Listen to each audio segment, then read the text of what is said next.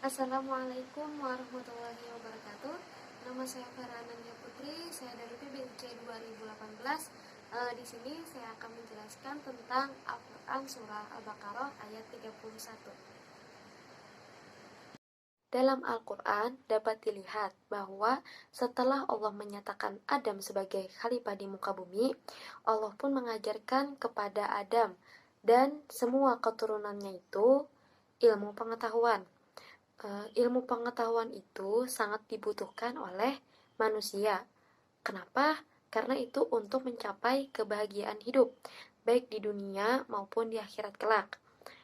Dengan ilmu pengetahuan itu, manusia dapat melaksanakan tugasnya dalam kehidupan ini, dalam kehidupan sekarang ini.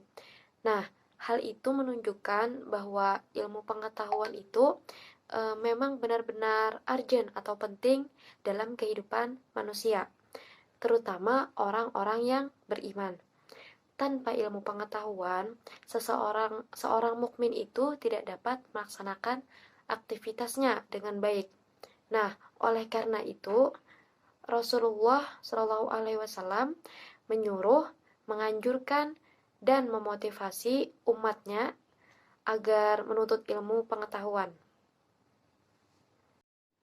Dengan mengetahui bagaimana pentingnya ilmu pengetahuan itu, maka saya akan membahasnya dalam Quran Surah Al-Baqarah ayat 31 dengan tujuan agar kita dapat lebih mengetahui lagi bagaimana pentingnya ilmu pengetahuan dan bagaimana ilmu pengetahuan itu bisa ada.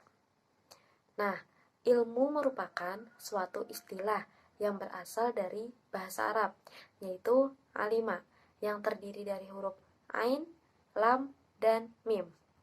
Dan secara harfiah, ilmu itu dapat diartikan kepada tahu atau mengetahui.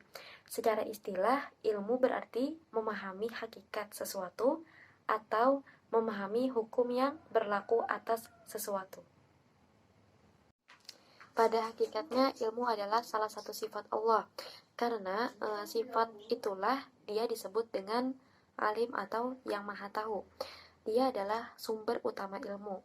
Segala pengetahuan yang diperoleh manusia merupakan anugerahnya. Ilmu Allah tidak terbatas. Manusia hanya memperoleh sedikit saja daripadanya. Dan ilmu pengetahuan yang dimiliki manusia itu merupakan ilmu dan pengetahuan yang telah diajarkannya atau yang diajarkan oleh Allah kepada kita.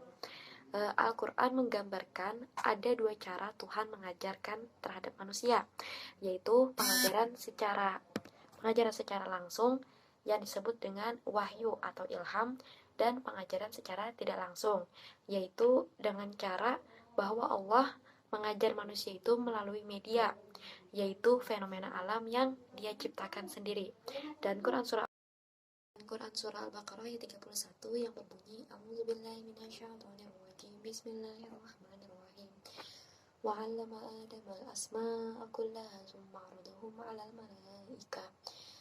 malaikati faqala anbi'uni bi asma'i haula'i in kuntum shadiqin. Sadaqallahul azim, yang artinya, dan dia ajarkan kepada Adam nama-nama benda semuanya, kemudian dia perlihatkan kepada para malaikat seraya berfirman, sebutkan kepadaku nama semua benda ini jika kamu yang benar. Pada surah Al-Baqarah ayat 31 ini menginformasikan bahwasanya manusia dianugerahi Allah potensi untuk mengetahui nama atau fungsi dan karakteristik benda-benda, misalnya fungsi api, fungsi angin, dan sebagainya. Dia juga dianugerahi potensi untuk berbahasa. Sistem pengajaran bahasa kepada manusia atau anak kecil itu bukan dimulai dengan mengajarkan kata kerja, tetapi mengajarnya terlebih dahulu itu terhadap nama-nama. Nah, ini papa, ini mama, itu mata, itu pena, dan sebagainya. Nah, itulah sebagian makna yang dipahami oleh para ulama dari firman-Nya. Dia mengajar Adam nama-nama seluruhnya. Selanjutnya yaitu tafsir ayat dari buku. Yang pertama yaitu tentang tafsir Al-Azhar, yaitu ada beberapa tafsiran mengenai Quran Surah Al-Baqarah ayat 31 ini. Di antaranya yang berbunyi, dan telah diajarkannya kepada Adam nama-namanya semuanya. pangkal ayat dari Quran Surah Al-Baqarah ayat 31, yang artinya diberikan oleh Allah kepada Adam itu semua ilmu, dan kemudian dia kemuka akan semuanya kepada malaikat.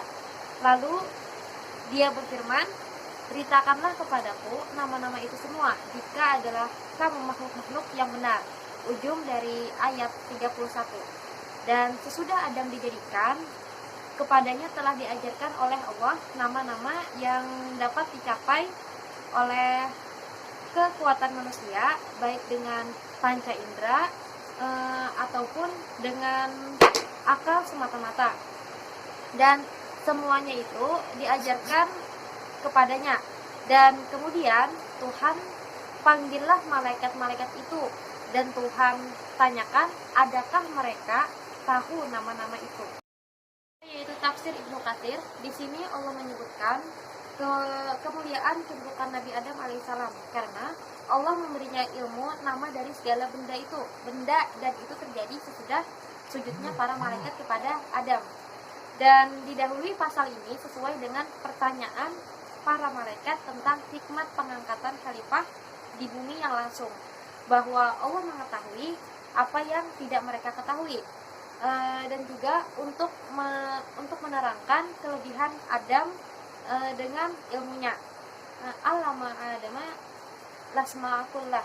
Ibnu Abbas berkata, mengajarkan kepada Adam nama-nama semua benda yang akan dijadikan manusia, binatang, dan lain-lain, dan dari segala keperluan hajat manusia di dunia ini.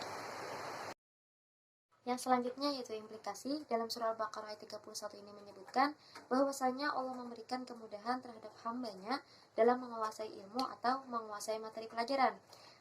Materi pelajaran adalah sumber belajar yang akan dipelajari seseorang dalam menjalani proses belajarnya, yang terdapat berupa materi-materi atau kajian-kajian pelajaran. Pada saat proses belajarnya Nabi Adam alaihissalam, beliau benar-benar menguasai materi pelajarannya yang akan dipelajarinya. Dan pada saat proses belajarnya, Allah Subhanahu wa taala memberikan pelajaran mengenai segala sesuatu yang ada di muka bumi. Kemudian sang guru yaitu Allah Subhanahu wa taala menyuruhnya untuk menyebutkan materi pelajaran yang telah dipelajarinya. Karena Adam alaihissalam benar-benar menguasai materi pelajarannya tersebut, ia mampu menyebutkan nama-nama benda yang ada di muka bumi. Dan beliau juga menyebutkan fungsi dari nama-nama benda tersebut. Jadi, seorang peserta didik harus menguasai materi pelajaran yang harus dipelajarinya, yang akan dipelajarinya. Dan dengan demikian, apabila seorang peserta didik menguasai materi pelajarannya tersebut yang akan dipelajari itu, akan mempermudah dirinya untuk menjalani proses pembelajaran berlangsung.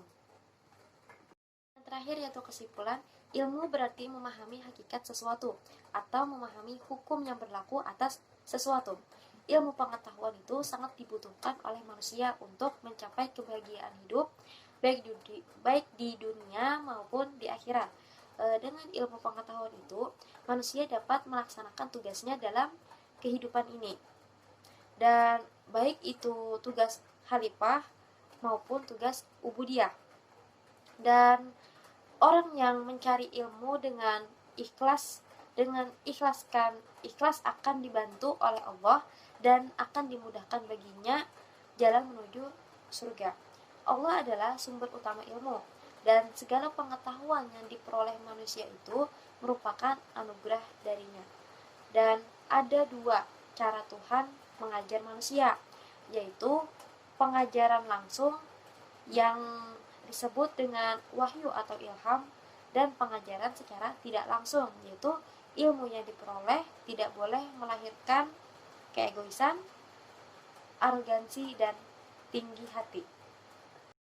Sekian tadi penjelasan dari saya tentang Quran Surah Al-Baqarah ayat 31. Terima kasih atas perhatiannya. Wassalamualaikum warahmatullahi wabarakatuh.